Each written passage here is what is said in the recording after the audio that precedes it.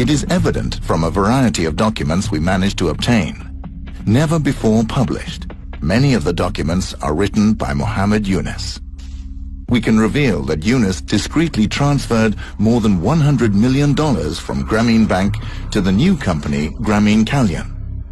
The transfer took place in December 1996. Around $100 million, of which most came from Norway and other international donors such as Sweden, Germany and Canada, were returned after the transfer to Grameen Bank as a loan. In that way, the Poor People's Bank avoided paying tax. However, in February 1998, the Norwegian embassy in Bangladesh rings the alarm bell. By chance, an employee discovered that more than $100 million had been transferred.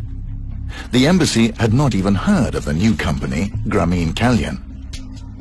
The Norwegian state aid corporation, NORAD, reacts harshly that the funds are missing from the Grameen Bank in order to avoid future taxation, as Muhammad Yunus writes.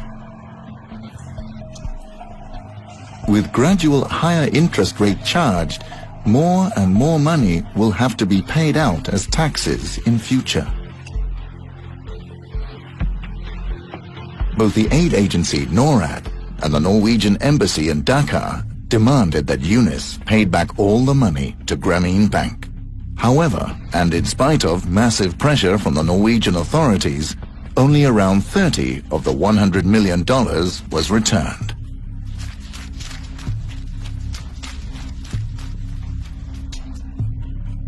In a personal letter to the then director of NORAD, Muhammad Yunus warns about the consequences should the matter go public. Dear Tove, I need your help. If the people within and outside government who are not supportive of Grameen get hold of this letter, we'll face real problems in Bangladesh. And NORAD kept their mouths shut. They stamped all the documents confidential.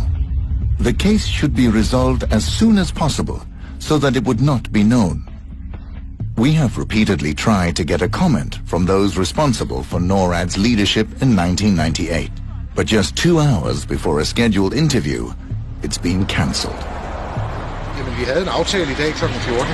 We also tried to get interviews with the present leadership of NORAD, but nobody wanted to take part in this documentary.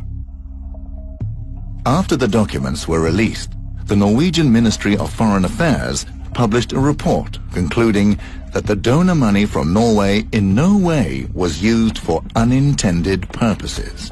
As said, only less than a third of the $100 million were transferred back to Grameen Bank.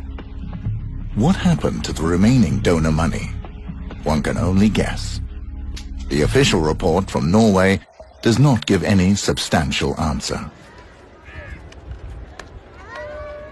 For decades, microcredit has been seen as an effective tool to lift poor people out of poverty, and the Western world has donated enormous amounts of money for the cause. For months, we have tried to get an interview with Muhammad Yunus in order to get some answers to the many critical points raised in this program. We finally tracked Muhammad Yunus to a business fair in Valencia, in Spain, where he is receiving yet another award. I've sent him the question 6 weeks ago, and I've kept on doing this week after week after week. Also to Lamia. Send it to me, and I will take care.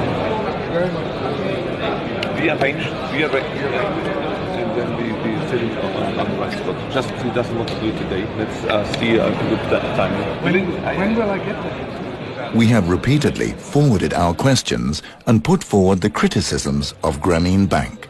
But neither Grameen Bank nor Muhammad Yunus wants to participate in this program.